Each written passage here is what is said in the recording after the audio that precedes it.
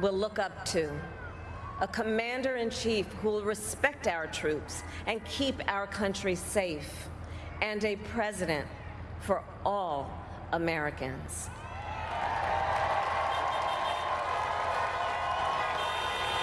And it is now my great honor to introduce the President-elect of the United States of America, Joe Biden.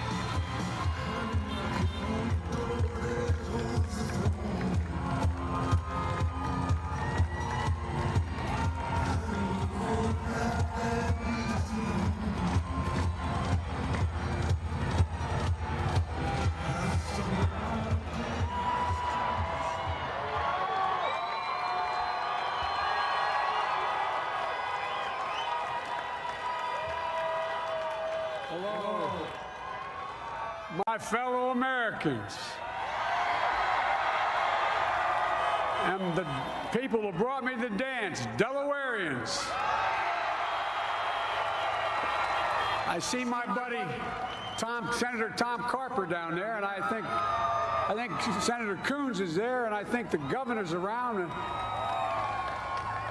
Is that Ruth Ann? And that former Governor Ruth Ann Minner. Most importantly, my sisters-in-law, my sister Valerie. Anyway. Folks, the people of this nation have spoken. They've delivered us a clear victory, a convincing victory, a victory for we the people. We've won with the most votes ever cast for a presidential ticket in the history of the nation. 74 million.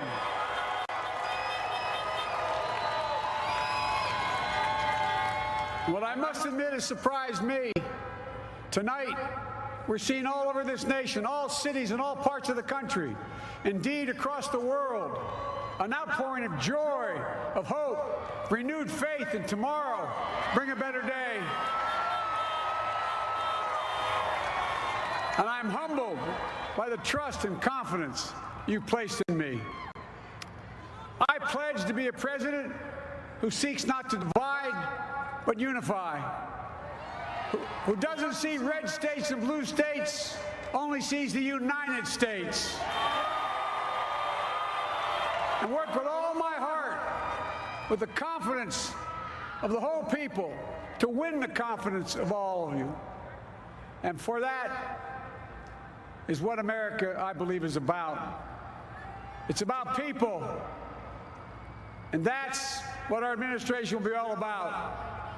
I sought this office to restore the soul of America, to rebuild the backbone of this nation, the middle class, and to make America respected around the world again, and to unite us here at home. It's the honor of my lifetime that so many millions of Americans have voted for that vision. And now, the work of making that vision is real. It's a task, the task of our time.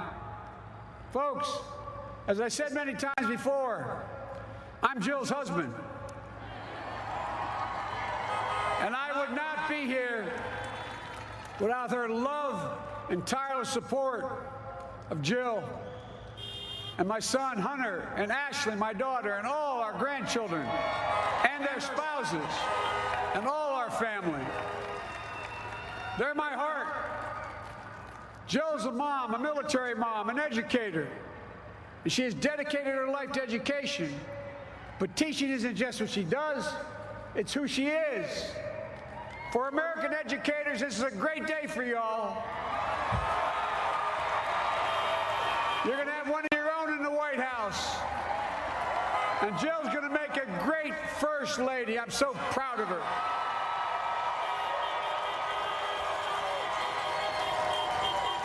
And I'll have the honor of serving with the fantastic Vice President who you just heard from, Kamala Harris, who makes history as the first woman, first black woman, the first woman from South Asian descent, the first daughter of an immigrant ever elected in this country. Don't tell me it's not possible in the United States. It's long overdue. And we're reminded tonight of those who fought so hard for so many years to make this happen. But once again, America's bent the arc of the moral universe more toward justice. Kamala, Doug, like it or not, your family, you become an honorary Biden. There's no way out. All those of you who volunteered and worked the polls in the middle of this pandemic, local elected officials, you deserve a special thanks from the entire nation. And to my campaign team and all the volunteers and all who gave so much of themselves to make this moment possible, I owe you. I owe you. I owe you everything. And all those who supported us, I'm proud of the campaign we built and ran. I'm proud of the coalition we put together, the broadest and most diverse coalition in history. Democrats, Republicans, Independents, progressives, moderates, conservatives, young, old, urban, suburban, rural, gay, straight, transgender, white, Latino, Asian, Native American. I mean it, especially those moments, and especially those moments when this campaign was at its lowest ebb. The African-American community stood up again for me. You've always had my back, and I'll have yours. I said at the outset, I wanted to represent this campaign to represent and look like America. We've done that. Now that's what I want the administration to look like and act like. For all those of you who voted for President Trump, I understand the disappointment tonight. I've lost a couple times myself. But now, let's give each other a chance. It's time to put away the harsh rhetoric, lower the temperature, see each other again, listen to each other again. And to make progress, we have to stop treating our opponents as our enemies. They are not our enemies. They are Americans. They are Americans. The Bible tells us, to everything there is a season, a time to build, a time to reap, and a time to sow, and a time to heal. This is the time to heal in America.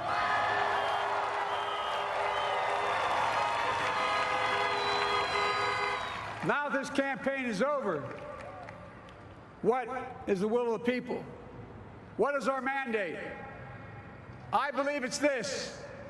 Americans have called upon us to marshal the forces of decency, the forces of fairness, to marshal the forces of science and the forces of hope in the great battles of our time. The battle to control the virus, the battle to build prosperity, the battle to secure your family's health care, the battle to achieve racial justice and root out systemic racism in this country, and the battle to save our planet by getting climate under control, the battle to restore decency, defend democracy, and give everybody in this country a fair shot. That's all they're asking for, a fair shot. Folks, our work begins with getting COVID under control. We cannot repair the economy, restore our vitality, or relish life's most precious moments, hugging our grandchildren, our children, our birthdays, weddings, graduations, all the moments that matter most to us until we get it under control. On Monday, I will name a group of leading scientists and experts as transition advisors to help take the Biden-Harris COVID plan and convert it into an action blueprint that will start on January the 20th, 2021. That plan will be built on bedrock science. It will be constructed out of compassion, empathy, and concern. I will spare no effort, none, or any commitment to turn around this pandemic. Folks, I'm a proud Democrat, but I will govern as an American president. I'll work as hard for those who didn't vote for me as those who did. Let this grim era of demonization in America begin to end here and now.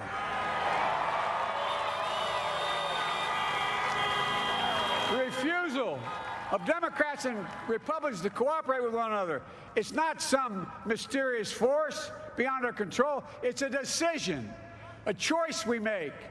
And if we can decide not to cooperate, then we can decide to cooperate. And I believe that this is part of the mandate given to us from the American people. They want us to cooperate in their interest. And that's the choice I'll make. And I'll call on Congress, Democrats and Republicans alike, to make that choice with me. The American story is about slow yet steadily widening the opportunities in America. And make no mistake, too many dreams have been deferred for too long. We must make the promise of the country real for everybody, no matter their race, their ethnicity, their faith, their identity, or their disability. Folks, America has always been shaped by inflection points, by moments in time where we've made hard decisions about who we are and what we want to be. Lincoln in 1860, coming to save the Union. FDR in 1932, promising a beleaguered country a new deal. JFK in 1960, pledging a new frontier. And 12 years ago, when Barack Obama made history, he told us, yes, we can. Well, folks, we stand at an inflection point. We have an opportunity to defeat despair, to build a nation of prosperity and purpose. We can do it. I know we can. I've long talked about the battle for the soul of America. We must restore the soul of America. Our nation is shaped by the constant battle between our better angels and our darkest impulses. And what presidents say in this battle matters. It's time for our better angels to prevail. Tonight, the whole world is watching America. And I believe at our best, America is a beacon for the globe. We will lead not only by the example of our power, but by the power of our example. I've always believed, many of you heard me say it, I've always believed we can define America in one word: possibilities. That, in America, everyone should be given an opportunity to go as far as their dreams and God-given ability will take them. You see, I believe in the possibilities of this country. We're always looking ahead to an America that's freer and more just, ahead to an America that creates jobs with dignity and respect, ahead of America that cures diseases like cancer and Alzheimer's, ahead to an America that never leaves anyone behind, ahead of America that never gives up, never gives in. This is a great nation. It's always been a bad bet to bet against America. We're a good people. This is the United States of America, and there's never been anything we've been not able to do when we've done it together. Folks, in the last days of the campaign, I began thinking about a hymn that means a lot to me and my family, particularly my deceased son, Bo. It captures the faith that sustains me and which I believe sustains America. And I hope it can provide some comfort and solace to 230,000 Americans who've lost a loved one to this terrible virus this year. My heart goes out to each and every one of you. Hopefully this hymn gives you solace as well. And it goes like this. And he will raise you up on eagle's wings, bear you on the breath of dawn, and make you to shine like the sun, and hold you in the palm of his hand. And now together, on eagle's wings, we embark on the work that God and history have called upon us to do, with full hearts and steady hands, with faith in America and in each other, with love of country, a thirst for justice. Let us be the nation that we know we can be, a nation united, a nation strengthened, a nation healed, the United States of America. Ladies and gentlemen, there's never been anything we've tried we've not been able to do. So remember, as our grandpapa used to say when I walked out of his home when I was a kid up in Scranton, he said, "Joey, keep the faith." And our grandmother, when she was alive, she yelled, "No, Joey, spread it. Spread the faith. God love you all. May God bless America, and may God protect our troops." Thank you, thank you, thank you.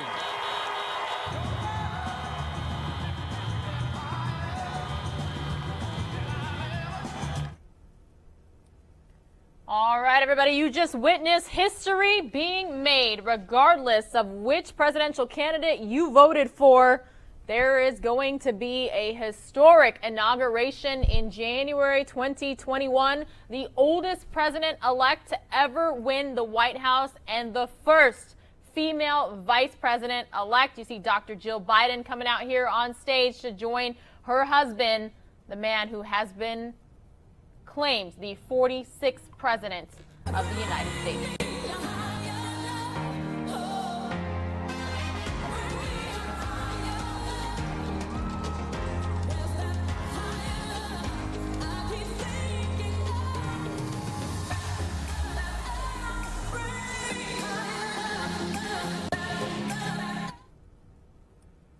We have seen celebrations across the country today. They're likely going to continue throughout the weekend. Again, thank you so much for watching News Now from Fox. You see Vice President-elect Harris and their families as well. Actually, is Vice President-elect Harris on stage there? I'm trying to look really closely. It appears to be the Biden family and supporters as well. And a big celebration out there in Wilmington, Delaware. Again, you witnessed history in the making live right here on News Now from Fox. Some of you are going to see a very quick commercial break. For the rest of you, thank you so much for trusting us all day. Huge team effort here at News Now from Fox. Not just me and Mike Page. We might be the host that you get to see. There's